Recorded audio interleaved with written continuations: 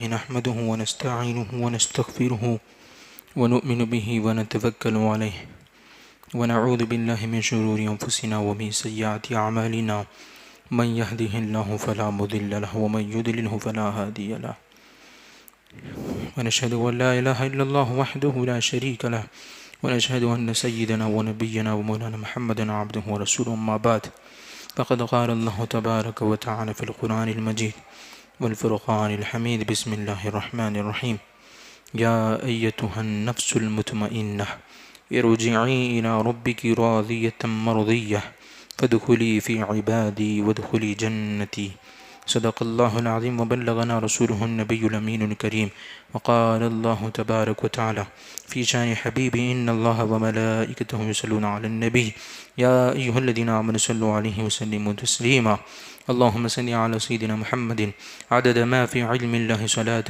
دائمة بدوام ملك الله اللهم صل على سيدنا محمد وعلى آل سيدنا محمد صلاة دائمة مقبولة تؤدي بها أن حقه العظيم اللهم صل على سيدنا محمد النبي الأمي وعلى آله وأصحابه النبي الأمي الذي قرنت البركة بذاته ومحيه وتعطرت العوالم بطيب ذكره ورياه.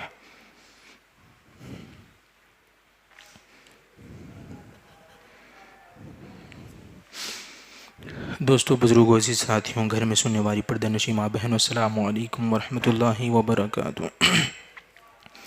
اللہ تبارک و تعالیٰ کا ہم پر بے انتہا فضل و کرم ہے کہ رب العالمین نے ایمان جیسی دولت ہم کو عطا فرمائی، ہم پر احسان فرمایا کہ حضور اکرم صلی اللہ علیہ وسلم کی امت میں ہم کو پیدا فرمایا، اس پیدائش پر فخر عظیم عطا فرمایا۔ مزید احسان یہ فرمایا کہ قرآن پاک جیسی عظیم کتاب ہم کو عطا فرمائے تاکہ اس کی منشاء کے مطابق زندگی گزاری جائے۔ صحت جیسی نعمت سے مالا مال رکھا، الحمدللہ یہاں جمع ہونے کی توفیق ہمیں عطا فرمائی، الحمدللہ۔ دوستو، بزرگ، عزیز ساتھیوں، رجب المرجب کا مہینہ ہے اور شب معراج بھی قریب ہیں، اور نیاز امام جعفر سیدنا جعفر صادق رضی اللہ تعالیٰ عنہ کی نیاز بھی جو ہے قریب ہیں، اور امام جعفر صادق رضی اللہ تعالیٰ عنہ سے محبت کرنے والے آپ کے محبین ہر سال آپ کی نیاز کرتے ہیں، اور یہ اس وقت سے ہی چلا آ رہا ہے۔ امام جعفر صادق رضی اللہ تعالیٰ عنہ کے دور سے ہی یہ نیاز چلی آ رہی ہے، کوئی نئی چیز نہیں ہے جو 100 سال پہلے سے شروع کی گئی، ایسا نہیں ہے، بلکہ اس وقت سے ہی چلتی آ رہی ہے یہ نیاز۔ دوستو، بزرگوں، فی الوقت ماحول ایسا ہے کہ ہر طرف ہر کوئی نفس پرستی میں اپنی زندگی کو گزار رہا ہے۔ فی زمانہ نفس کا تزکیہ، قلب کا تصفیہ، یہ چیزیں ختم ہو چکی ہیں۔ بہت کم لوگ، بہت کم ایسے لوگ ہیں جو اس طرف یہ فکر رکھتے ہیں کہ نفس کی اصلاح ہو، قلب کی اصلاح ہو، ورنہ ماحول تو ایسا ہے کہ دین کو بھی دنیا کے لیے استعمال کیا جا رہا ہے، دین کو بھی دنیا کے لیے استعمال کیا جا رہا ہے، اور دین کو دنیا کے لیے استعمال کب کیا جاتا ہے؟ نفس کراتا ہے۔ اصل میں وہ نفس پرستی ہے، لیکن ہم اس کو حق پرستی کا نام دیتے ہیں۔ اگرچہ کام حق کا ہو رہا ہو، کام اچھا ہو رہا ہو، لیکن اس میں نفس اگر شامل ہو تو وہ نفس پرستی ہے، حق پرستی نہیں ہو سکتی۔ اسی لیے یہ جو خطبہ جب شروع ہوتا ہے تو خطبہ جو پڑھا جاتا ہے، یہ سرکار دو عالم صلی اللہ علیہ وسلم کی سنت مبارکہ ہے۔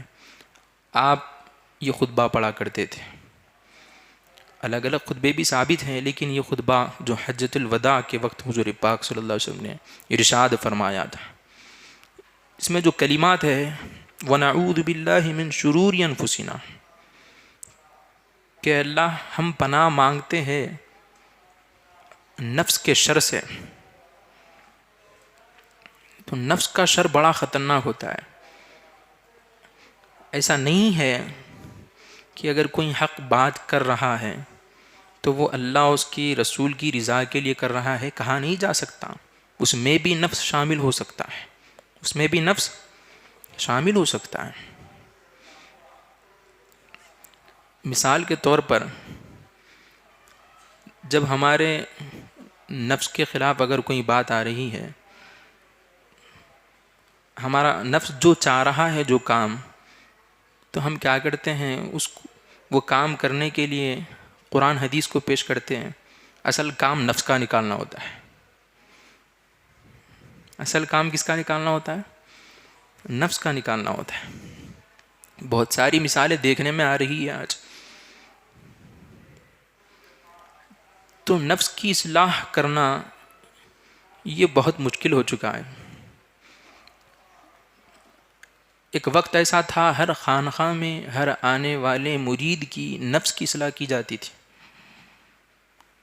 آج نفس کی پہچان یہ کئی لوگوں کے پاس پائی نہیں جا رہی ہے. نفس کی پہچان، شیطان کی پہچان، یہ اللہ والے اس کو بتاتے ہیں. نفس کی پہچان اور شیطان کی پہچان یہ اللہ والوں کے پاس ہی ہم کو سمجھ میں آتی ہے. اور سب سے آسان طریقہ یہی ہے، اگر آخرت کو کامیاب کرنا ہو تو نفس کی پہچان ہونا بہت ضروری ہے اور شیطان کی پہچان ہونا بہت ضروری ہے. کیونکہ یہ جو دشمن ہے ہمارے دو، یہ ہماری آخرت کو تباہ کرنے کے لیے ہے. اصل ہمارے دشمن دو ہے، ایک نفس ہے، ایک شیطان ہے. یہ دو دشمن ہمارے. اب باقی کے جو دشمن ہیں ہمارے رشتہ داروں میں، پڑوسیوں میں، بستی میں، جو بھی ہمارا دشمن ہوتا ہے، یہ دشمن ہمارا بہت سے بہت کیا نقصان کر لیں گے. اگر کوئی کسی کا دشمن ہو گیا، اس کے مال کو نقصان پہنچائے گا، اس کی جان کو نقصان پہنچائے گا. چلو ہو سکتا ہے کہ اس کو قتل کر دے گا. ہمارا جو دشمن ہوتا ہے دنیا کا، وہ کیا کرتا ہے، بہت سے بہت ہمیں کتنا نقصان پہنچائے گا، ہمیں قتل کر دے گا. اور ایک نہ ایک دن دنیا سے ہم کو جانا ہی ہے. بات اتنی سی ہے کہ جانا تو ایک دن تھا، یہ قتل کر دیا اس لیے چلے گئے. جانا تو دنیا سے ہے، تو اب یہ نقصان کوئی بڑا نقصان نہیں ہے. ایک دن تو جانا ہی تھا، نہیں قتل کر کے نقصان کر دیا. کتنا بڑا نقصان کرا، جانا تو تھا ہی نا ہم کو. تو یہ دنیا کے جو دشمن ہے، ان کی دشمنی کہاں تک ہے؟ خبر تک ہی ہے. خبر کے اندر ان کی دشمنی کچھ بھی نہیں ہے. خبر تک ہی یہ نقصان پہنچا سکتے ہیں، خبر کے اندر یہ نقصان نہیں پہنچا سکتے.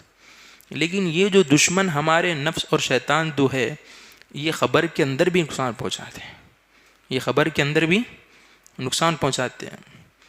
اور خبر سے جب اٹھایا جائے گا قیامت کے دن حشر کے میدان میں بھی یہ دشمنوں کی وجہ سے ہم کو نقصان پہنچے گا. اتنے بڑے خطرناک دشمن ہیں.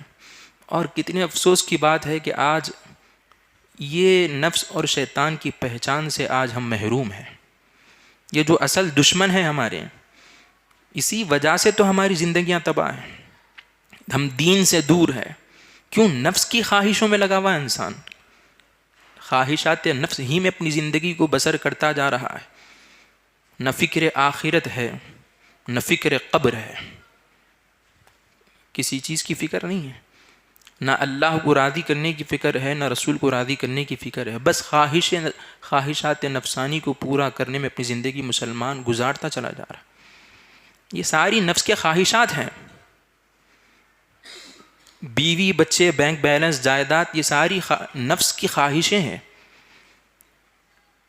اگر یہ اللہ اور اس کے رسول کی رضا کے لیے ہوں بیوی اور بچے تو پھر یہ ہمارے لیے اجر ہے، لیکن یہ نفس کے لیے ہو تو پھر اجر نہیں ہے بلکہ نقصان کا باعث ہے، نقصان دہ۔ دیکھو اسلام یہ نہیں کہتا کہ تم شادی مت کرو، بیوی مت رکھو، بچے مت رکھو، ایسا اسلام کی تعلیم یہ نہیں ہے۔ اسلام تو تعلیم دیا ہے، سنت ہے نکاح کرنا، ہم کو نکاح کرنا ہے، ہم کو اولاد بھی پیدا کرنا ہے، لیکن یہ سب کام جو کرنا ہے یہ نفس کے لیے نہیں کرنا ہے، بلکہ اس میں بھی حق شامل ہونا، رضائے حق اس میں ہونا، للہیت کے لیے ہونا، تو یہ دین ہے۔ اور اگر نفس کے لیے ہو تو دنیا ہے، ہمارے لیے نقصان دہ ہے۔ تو ہم یہ سارے کام جو کچھ بھی کر رہے ہیں تو یہ نفس کے لیے کر رہے ہیں۔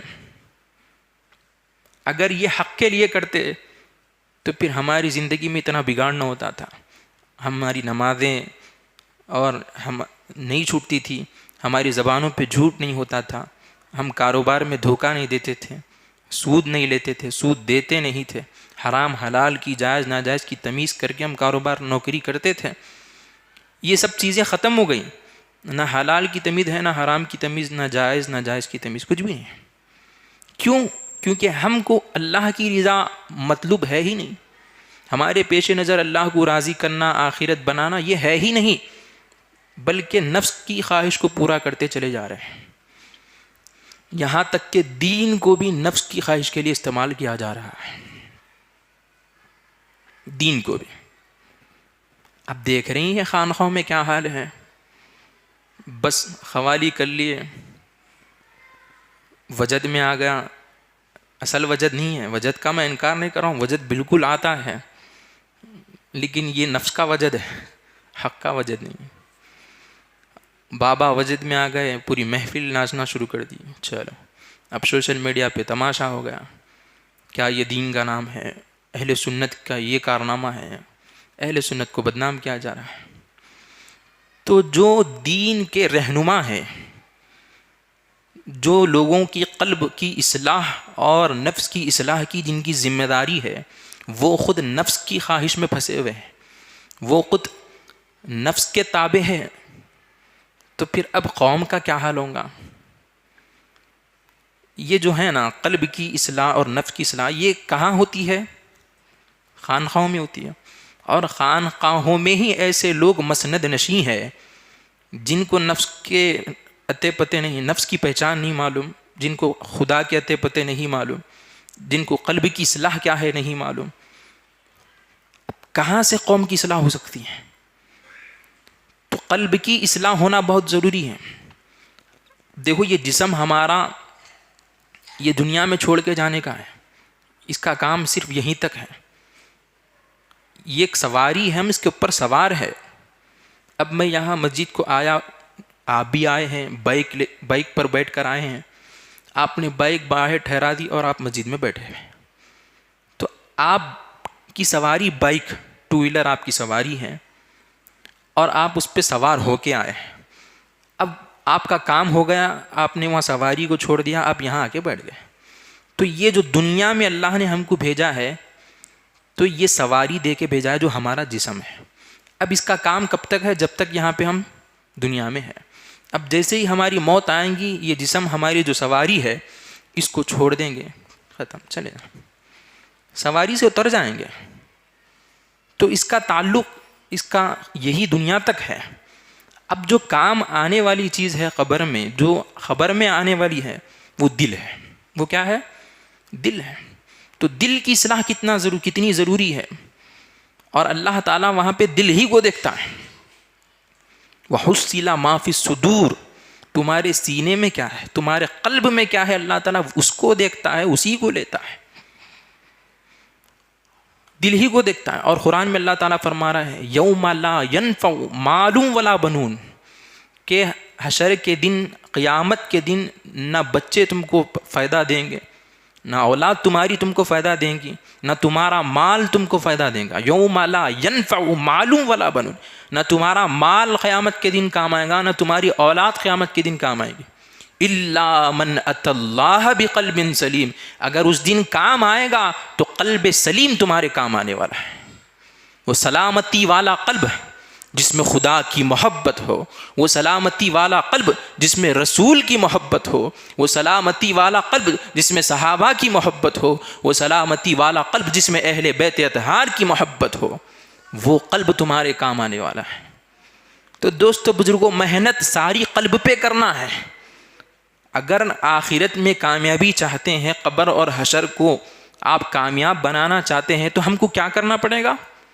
قلب کو بنانا پڑے گا، قلب سلیم رکھنا پڑے گا، اپنے قلب کو گندہ ہونے سے، قلب کی ناپاکیوں سے بچنا پڑے گا۔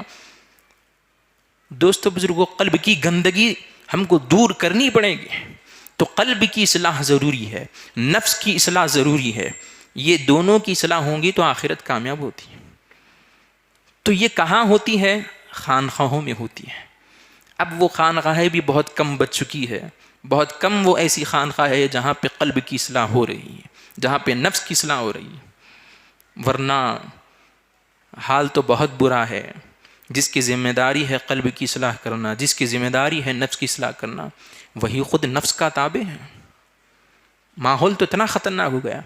تو دوستو بزرگوں، یہ اہل بیت اطہار کی جو زندگی ہمارے سامنے ہے، حضرت مولا علی رضی اللہ تعالیٰ عنہ کے تعلق سے ہم نے گزشتہ جمعہ آپ کے سامنے بات رکھی ہے۔ ان کی زندگیاں اگر ہم دیکھیں گے، جیسا ہمیں واقعہ آپ کے سامنے رکھا تھا، آپ جنگ لڑ رہے تھے، دشمن آپ کے اوپر تھوک دیا، تو آپ کیا کریں؟ چھوڑ دیے؟ کیوں؟ اب تک میں لڑ رہا تھا تو حق کے لیے تھا، اللہ اور اس کی رسول کی رضا میرے پیش نظر تھی۔ اب دشمن کو چھوڑ دیے تو دشمن پوچھا تو کیا بولے؟ اللہ رسول کی رضا میرے پیش نظر تھی، لیکن اب تو میرے اوپر تھوک دیا ہے۔ تو اب یہ بات نفس کی آ گئی ہے، بیچ میں نفس آ گیا۔ کیا احتیاط تھی ان کی، کیسا پہچانتے تھے؟ جنگ کے میدان میں ہے، جوش و خروش میں ہے، ایسے عالم میں بھی نفس کی پہچان آپ رکھتے ہیں۔ اتنی احتیاطی سے قدم رکھتے تھے صحابہ کرام اہل بیت اطہار، قدم قدم پر پھونک پھونک کر قدم رکھتے تھے، ہر قدم اٹھانے سے پہلے دیکھتے تھے کہ یہ اٹھنے والا قدم اللہ کی رضا کے لیے ہے یا نفس کی خواہش ہے۔ اللہ کی پناہ، کیا ان کی احتیاط تھی، کیا ان کی فکر تھی۔ دوستو بزرگوں، قدم بھی اٹھتا تو اس میں بھی حق کی رضا ہے نہیں، یہ ٹٹولتے تھے اللہ کی رضا کو۔ آج مسلمان ہماری زندگیاں 25 سال 30 سال کی زندگیاں گزر گئی، ایک بھی قدم پر ہم کو یہ خیال نہیں آتا کہ یہ فکر، یہ رضا حق کے لیے میں قدم اٹھا رہا ہوں یا اس میں نفس شامل ہے۔ ارے کیسے آئے گا یہ خیال جب کہ ہمیں نفس کی پہچان ہی حاصل نہیں ہے، ہمیں معلوم نہیں ہے کہ اللہ کی رضا کیسے حاصل ہوگی، نفس کیا ہوتا ہے، کیسے ہمیں گمراہ کرتا ہے، کیسے ہمیں نقصان پہنچاتا ہے، اس کی معلومات ہی نہیں ہے ہمارے پاس۔ کیوں ہم دین سیکھتے نہیں، ہم اللہ والوں کی صحبت میں بیٹھتے نہیں، ہم کو آخرت کی فکر نہیں ہے۔ دیکھ رہے ہیں تماشا ہم اپنی آنکھوں سے کہ ہر آنے والا دنیا چھوڑ کے جا رہا ہے، قبر میں دفن ہو رہا ہے، کوئی جانے والا پلٹ کے واپس نہیں آیا۔ تو پھر یہ آنے والا جا رہا ہے، کیا مقصد ہے دنیا میں آنے کا؟ کیوں ہمیں دنیا میں بھیجا گیا؟ یہاں کیا صرف ہمیں شادی کرنے، بچے پیدا کرنے کے لیے بھیجا گیا؟ کیا صرف یہاں ہمیں جائیداد بنانے کے لیے بھیجا گیا؟ دوستو بزرگوں، یہاں دنیا میں ہمیں کیوں بھیجا گیا؟ ایک آزمائش ہے یہاں پر، کہ یہاں آ کر ہم اپنی زندگی اللہ اور اس کے رسول کی رضا کے لیے گزارتے ہیں یا اپنی نفس کی خواہش پہ اپنی زندگی کو گزارتے ہیں۔ دوستو بزرگوں، یہ آزمائش کے لیے ہم کو یہاں بھیجا گیا ہے، لیکن یہاں ہم آ کر اپنی نفس کی خواہش کی، اپنی نفس کی مرضی کی زندگی گزار رہے ہیں، اپنی مرضی کی زندگی گزار رہے ہیں۔ اللہ نے یہاں بھیجا ہے دنیا میں، بھیج کے فرمایا دیکھو جسم میں نے تم کو دیا ہے۔ اللہ تعالیٰ نے قرآن میں فرمایا نا، کیا ایک ایک چیز اللہ تعالیٰ نے قرآن میں بیان فرمائی، کیف تکفرون باللہ وان کنتم امواتا، ارے تم کیسے انکار کر سکتے ہو اللہ کا، کیسے نافرمانی، یہ بھی معنی لیا جا سکتا ہے، کیسے نافرمانی کر سکتے ہو اللہ تعالیٰ کی تم، ارے تم تو مردہ تھے، فاحیاکم، ہم نے تم کو زندگی عطا فرمائی، ثم یمیتکم، پھر تم کو موت دیں گے، ثم یحییکم، پھر تمہیں زندگی دیں گے، ثم الیہ ترجعون، پھر اسی طرح تم کو لوٹ کے اللہ کی طرف چلے جانا ہے۔ دوستو بزرگوں، یہ ہم مردہ تھے، ہم کو زندگی دی اللہ نے، پھر اللہ تعالیٰ نے کیا فرمایا، هل أتى على الإنسان حين من الدهر لم يكن شيئا مذكورا، کہ ایک وقت انسان کا ایسا بھی گزرا کہ اس کو کوئی یاد کرنے والا نہیں تھا. زمین پر ایک وقت ایسا بھی گزرا، ایسا بھی وقت گزرا انسان کا کہ اس کو کوئی یاد کرنے والا نہیں تھا. پھر اللہ تعالیٰ نے بنا. کیسا بنایا اللہ تعالیٰ نے؟ من نطفۃ امشاج نبتلیہ فجعلناہ سمیعا بصیرا. ہم نے ناپاک قطرے سے تم کو پیدا کیا، اچھلتے ہوئے پانی سے. وہ پانی سے ہم نے تمہارے جسم کو بنایا، ماں کے پیٹ میں 9 مہینے تم کو رکھا، اور پھر جب تمہارے دنیا میں آنے کا وقت آیا تو ہم نے تمہیں پیدا کیا. پھر تم سننے والے نہیں تھے، ہم نے تم کو سننے والا بنایا. ارے تم دیکھنے والے نہیں تھے، اندھے تھے، ہم نے تم کو دیکھنے والا بنایا. دوستو بزرگو، اللہ تعالیٰ نے ہم کو پیدا کر کے بتا رہا ہے ارے تمہاری حقیقت تو یہ تھی کہ تم تو مردہ تھے، تم تو اندھے تھے، تم تو بہرے تھے، تم تو گونگے تھے. ہم نے تم کو زندگی دی، ہم نے تم کو دکھایا، ہم تم کو دکھاتے ہیں. ارے تم تو بہرے ہیں، ہم تم کو سناتے ہیں. تم تو گونگے ہیں، ہم تم کو کلام دیتے ہیں. ارے تم تو مجبور ہے، قوت ہم تم کو دیتے ہیں. دوستو بزرگوں، سب کچھ اللہ کا دیا ہوا ہے، لیکن ہم دیکھتے کس کی مرضی کا ہے؟ ہماری مرضی کا. سنتے کس کی مرضی کا ہے؟ ہماری مرضی کا. کرتے کس کی مرضی کا ہے؟ ہماری مرضی کا. بتاؤ دوستو بزرگوں، کیا یہ ہے ہماری زندگی؟ کیا یہ اللہ کو راضی کرنے والی زندگی ہے؟ ارے یہ اللہ تعالیٰ چپ دے دیا، خالی ٹائم پاس کو دے دیا اللہ تعالیٰ؟ نہیں، ہرگز نہیں. کیا اس کا کوئی مقصد نہیں ہے؟ ایک مقصد ہے. دوستو بزرگوں، مقصد کے تحت ہم کو پیدا کیا گیا. ارے ہم کو شرم آنی چاہیے، ہم کو حیا آنی چاہیے. ہم کیسی زندگی گزار رہے دوستو بزرگوں. ایک معمولی سا آپ 2 میٹر 5 میٹر کپڑا آپ مارکیٹ سے خریدتے ہیں. آپ وہ کپڑا جو کچھ رقم دے کر آپ خریدتے ہیں، ٹیلر کو لے جا کے دیتے ہیں اور کہتے ہیں کہ بھائی اس میں آپ جو ہے پینٹ شرٹ سی دو. ٹیلر اگر آپ کو پینٹ شرٹ نہیں سی کے کرتا پاجامہ سی کے دیا تو کیا کرتے آپ؟ خوش ہوتے کہ غصے میں آتے ہیں؟ جلال میں آ جاتے ہیں، آپ جھگڑا کرتے ہیں. بعض ایسے رہتے تو مار بھی دیتے، لڑائی جھگڑا ہو جاتا. کیوں؟ ارے کپڑا میں مارکیٹ سے خرید کے لایا، میری مرضی کا سینا تیری مرضی کا. اب ٹیلر بولا نہیں بھائی مسیدیا نا، یہ اچھا دکھتا پہن لو. ارے بھائی میری مرضی چلتی، تم اپنی مرضی کیسے چلاتے؟ کپڑا میں نے دیا، کپڑے کا مالک میں، تو پھر سینا کس کی مرضی سے؟ میری مرضی سے نا. تو ایک معمولی کپڑا ہم ٹیلر کو دے کے کہتے ہیں کہ میری مرضی کا سی، اور خدا ہم کو اندھے تھے تو ہم کو دکھا رہا ہے، بہرے ہے تو ہم کو سنا رہا ہے، گونگے ہے تو کلام دے رہا ہے، مجبور ہے تو قوت دے رہا ہے، ہم مردہ تھے تو ہم کو زندگی دیا. کیا ایسے ہی دے دیا؟ نہیں پوچھیں گا ہم سے کس کی مرضی کا ہونا، کس کی مرضی سے دیکھنا؟ اللہ کی مرضی. کس کی مرضی کا سننا؟ اللہ کی مرضی کا. کس کی مرضی کا بولنا؟ اللہ کی مرضی کا. کس کی مرضی کا کرنا؟ اللہ کی مرضی کا. لیکن دوستو بزرگو، ہماری زندگی آج ہم مسلمان اپنی زندگیوں کا اگر جائزہ لیں تو ہماری ساری زندگی اپنی نفس کی خواہش میں گزر رہی ہے، اپنی مرضی کا کر رہے ہیں. خدا کی مرضی کچھ بھی نہیں ہے.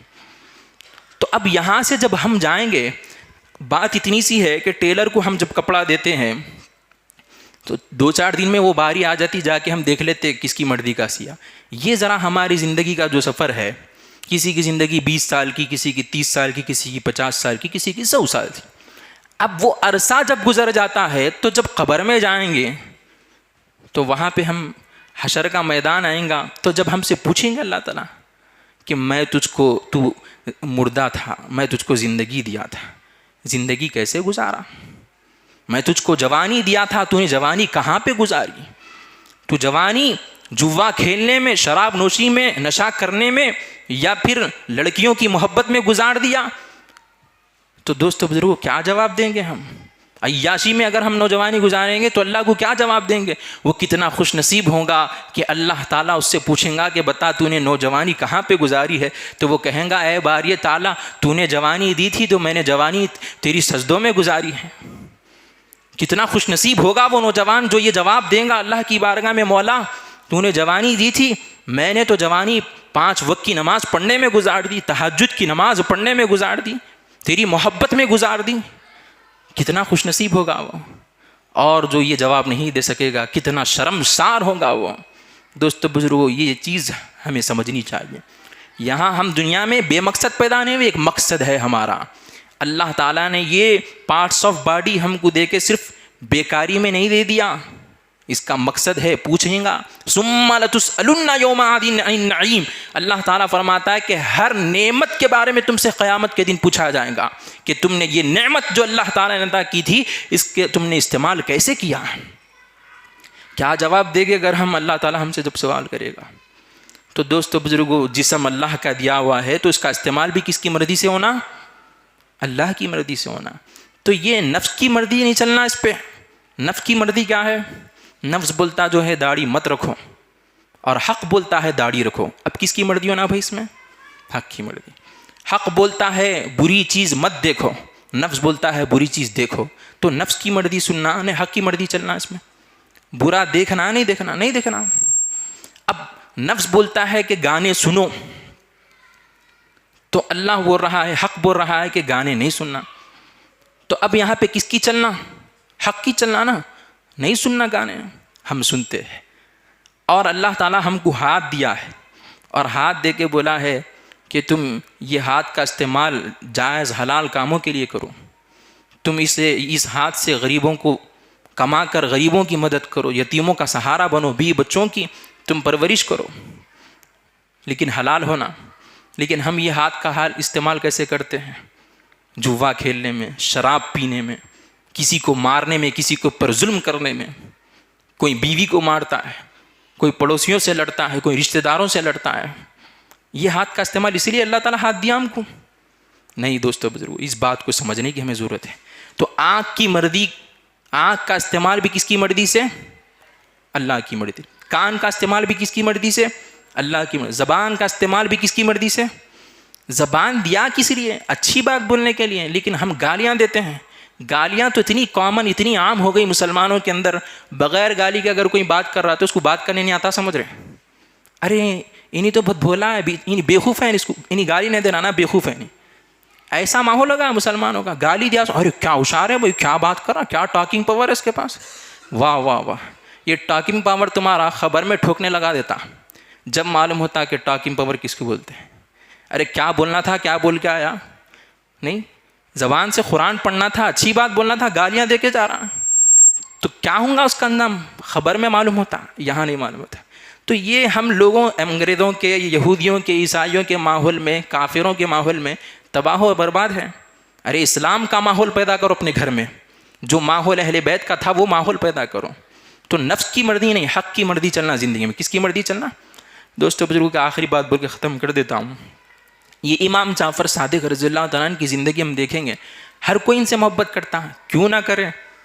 اولاد نبی ہے، آل نبی ہے، اولاد علی ہے، کیوں نہ ان سے محبت کرے؟ ان کی محبت رسول کی محبت، ان کی محبت خدا کی محبت ہے. بالکل ان سے محبت ہونا چاہیے. لیکن دوستو بزرگوں ذرا اس کو سمجھو، امام جعفر صادق رضی اللہ تعالیٰ عنہ کی جو ہم نیاز کرتے ہیں، جو کنڈوں کی فاتحہ ہم دلاتے ہیں، اب اس میں بھی لوگ بحث میں پڑ گئے، کنڈے نہیں کرنا، کوئی بولتا کرے تو ایسا کرنا، کوئی بولتا نہیں کرنا. وہ بدعت ہے، پہلے نہیں تھی، بعد میں شروع ہوئی. ارے کام کیا کر رہے میرے بھائی اس میں؟ کنڈے میں، کنڈوں کی فاتحہ میں، نیاز میں کام کیا ہو رہا؟ جوا کھیل رہے بیٹھ کے، بیئر پارٹی ہو رہی، کیا ہو رہا؟ ڈانس ہو رہا. سمجھ کے باہر ہے. شیطان کیسے کیسے چکر دے کے رکھ دیا لوگوں کو. ارے اچھا کام ہو رہا نا بھائی اس میں. کنڈوں کی فاتحہ میں کیا کرتے ہیں ہم؟ کھانا کھلاتے ہیں نا بھائی. کھلانا اچھی بات نہیں ہے. حضور غوث اعظم رضی اللہ عنہ نے کیا فرمائے کہ میں ساری فہرست میں نے نظر ڈالی، ساری فہرست پر، کہ اللہ تعالیٰ کو جو سب سے جلدی راضی کرنے والے کام ہیں وہ کون سا کام ہے. تو میں نے اعمال کی فہرست میں نے دیکھی تو سب سے پہلے نمبر پر میں نے کھلانے کے عمل کو پایا کہ اللہ جس سے راضی ہوتا ہے، جلدی فوراً راضی ہوتا ہے، وہ جو عمل ہے وہ کھانا کھلانا ہے. تو وہ اتنا بہترین عمل ہم نیاز امام جعفر صادق رضی اللہ تعالیٰ میں کھانا کھلاتے ہیں، اللہ راضی ہوتا ہے اس سے. کیا بری بات ہے اس پر؟ کوئی بری بات.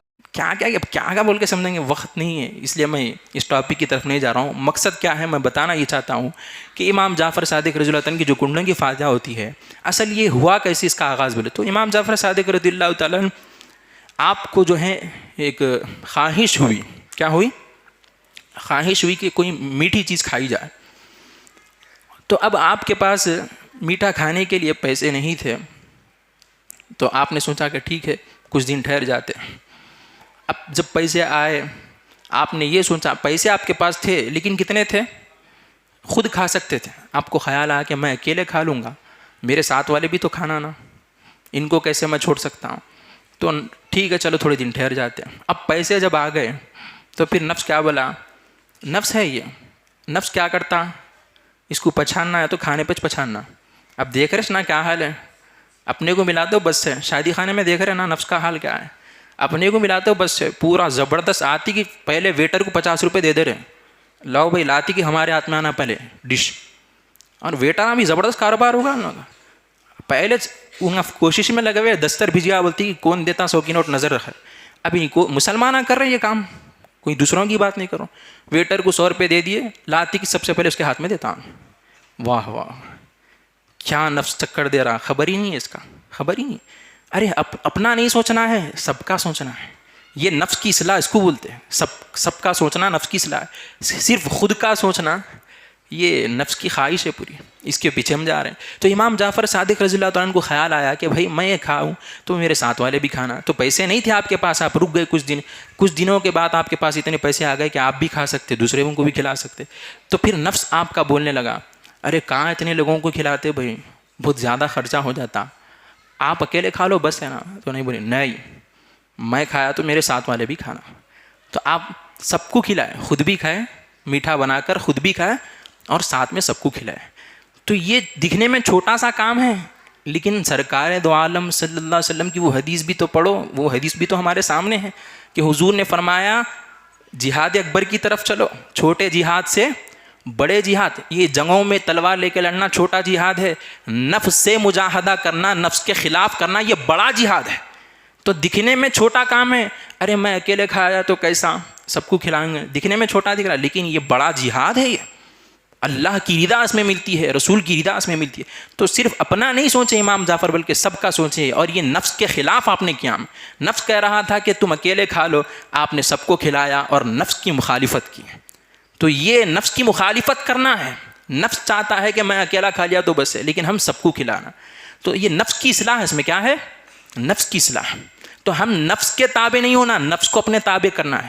تو یہ نفس کی پہچان جس کے پاس ہوتی ہے, قدم قدم پہ نفس ہے کہ حق ہے, یہ قدم اٹھاتے وقت سوچتے ہیں.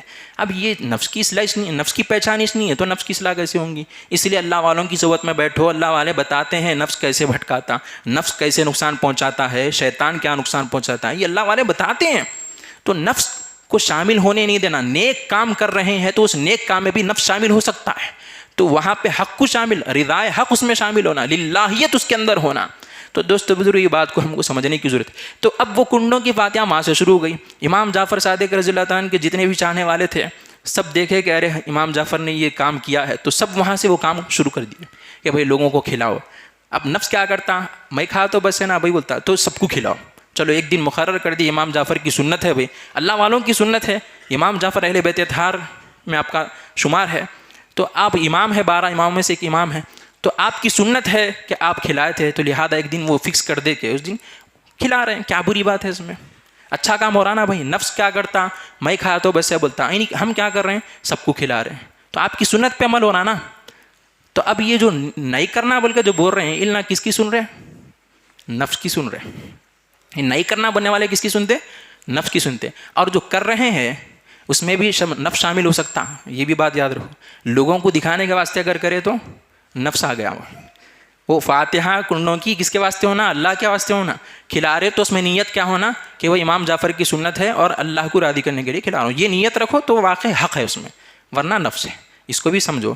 اب یہ آخری بات یہ کہ تو کنڈوں کی فاتحہ میں جو رسومات, جو بیجا چیزیں پائی جاتی ہے, اس کو بھی دور کرنا بہت ضروری ہے. اب یہ جو ماحول میں ہمارے بنا ہوا ہے کہ کنڈوں کی فاتحہ میں جو مسائل کہ وہاں پہ چنا ڈال کے, گھر کو کلر ڈال کے پورا زبردست طریقے سے ویسا ہی کرے تو کر سکتے, نہیں تو نہیں کر سکتے, یہ غلط ہے. بھئی آپ کو کھانا کھلانے سے مطلب ہے, کلر ڈال کے کرنا, چنا مار کے کرنا, یہ سب یہ اپنی طرف سے بنا لی, اس کی کوئی حقیقت نہیں ہے. اور کنڈوں کی فاتحہ میں جو بھی یہ رسومات ہے کہ اگر کوئی گوشت کھا کے آ رہا ہے تو اس کو بولتے ہیں کہ گوشت کھا کے نہیں آنا بھائی. اگر کنڈے کا کھانا کھانا ہے تو گوشت نہیں کھانا. اگر کوئی گوشت کھا گیا تو اس کو پائن ہاں کیا بولتے, یہ بھی اس کا کوئی تعلق نہیں ہے حقیقت سے, کوئی تعلق نہیں ہے. ایک لاجک والی بات دیکھو, اگر کہا جا رہا ہے کہ بھائی گوشت کھائے ہے تو پانی نہا کے آؤ. پانی ہے تو وہ گوشت چلے جاتا ہے پیٹ میں سے, نہیں جاتا نا. اب اس کو آپریشن کر کے کیا گوشت نکالیں گے, کیا کریں گے؟ تو یہ کوئی جو ہے اس سے دین سے کوئی تعلق نہیں ہے. تو یہ کنڈوں کی فاتحہ میں گوشت نہیں کھا کے آنا, یہ ساری جو ہے اپنی غلط فہمیاں ہیں جو مسلمان کے اندر یہ رسم و رواج ہے, اس کو دور کرنے کی ضرورت ہے. بالکل کنڈوں کی فاتحہ میں بھی گوشت پکا سکتے آپ, گوشت کا کھانا پکاؤ, ہاں بالکل پکا سکتے. ہمارے حضرت قبلہ مولا علی میں ہمارے حضرت کی خانقاہ ہے, ہماری خانقاہ میں ہر سال کنڈوں کی فاتحہ ہوتی ہے بڑی دھوم دھام سے, عید کا منظر رہتا. اس سال بھی 18 جنوری کے دن انشاءاللہ تعالیٰ وہ کنڈ کی فاتحہ نیاد امام جعفر صادق رضی اللہ عنہ خانقاہ یعقوبیہ نوریہ مولا علی میں منائی جانے والی ہے. آپ بھی تشریف لائیے, آپ سب کو دعوت ہے. اور دوستو بزرگوں, خانقاہ میں وہ جو ہوتا ہے پروگرام کنڈوں کا, اس کے اندر آثار مبارک کی زیارت کرائی جاتی ہے. فجر کی نماز کے بعد آثار مبارک کی زیارت کرائی جاتی ہے. 9 بجے تک یا 9:30 تک مرد حضرات کے لیے زیارت کرائی جاتی ہے. اور پھر کھانے کا بھی اہتمام ہے, زبردست گوشت کی بریانی پکائی جاتی ہے. گوشت کی بریانی اس لیے پکاتے ہیں تاکہ یہ رسم جو مسلمانوں کے اندر غلط ہے کہ گوشت نہیں کھا کے آنا, اس کا جو ہے رد ہو, اس کی حقیقت لوگوں کے سامنے, اس لیے گوشت کی بریانی بھی پکائی جاتی. اور عورتوں کے لیے بھی آسن مبارک کی زیارت 9:30 بجے کے بعد ان کی ٹائمنگ ہے, عورتوں کو بھی آسن مبارک کی زیارت کرائی جاتی ہے. آپ سب کو دعوت ہے, آپ ضرور تشریف لائیں اور آثار مبارک کی زیارت کریں. تو آپ سب کو دعوت ہے, یہ بھی ایک اعلان کرنا تھا. بہرحال دوستو بزرگوں, یہ جو رسم و رواج ہے کہ وہ ایک محدود دائرہ بنا دیا جاتا ہے, وہ کپڑے وغیرہ لگا کر اس کے اندر ہی بیٹھ کے کھانا, اس کے باہر نہیں کھانا, اس کا ہاتھ جو ہے ایک بکیٹ کے اندر ہی دھونا, یہ ساری چیزیں بنا لی گئی ہے, اس کی کوئی حقیقت نہیں ہے. اب وہ پردے کے اندر ہی کھانا, وہ گھر کے باہر پوری نہیں جانا بولتے ہیں. کیوں؟ محنت سے بیٹھ کے بنایا, اب پورے لے کے چلے گئے تو ٹفن بن لے کے ہم کیا کھانا, لہٰذا کچھ تو بھی ایک پروگرام بنا دو. کیا؟ ارے نہیں, گھر کے باہر نہیں جانا بھائی. دیکھ ایسا آئے گا.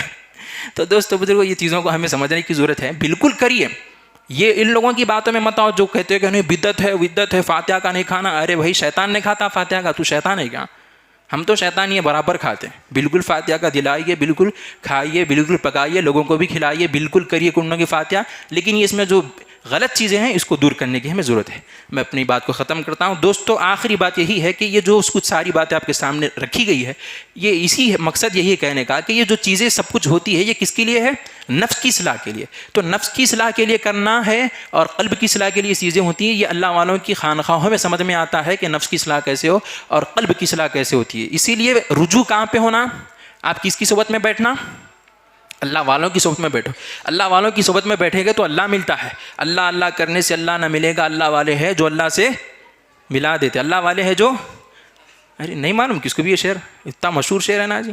اللہ والے ہیں جو اللہ سے ملا دیتے ہیں. اب وہ نقلی پیروں کے پیچھے نہ کھو جاؤ. اپنی بات کو میں ختم کرتا ہوں. اللہ تعالیٰ سے دعا ہے کہ باری تعالیٰ کہنے والا بھی محتاج ہے, سننے والا بھی محتاج ہے, دونوں کو عمل کی توفیق عطا فرما. الہ العالمین رب کریم مولا تو ہم سے راضی ہو جا. توفیق ہمیں اس بات کی دے کہ ہم تجھ سے راضی ہو جائیں.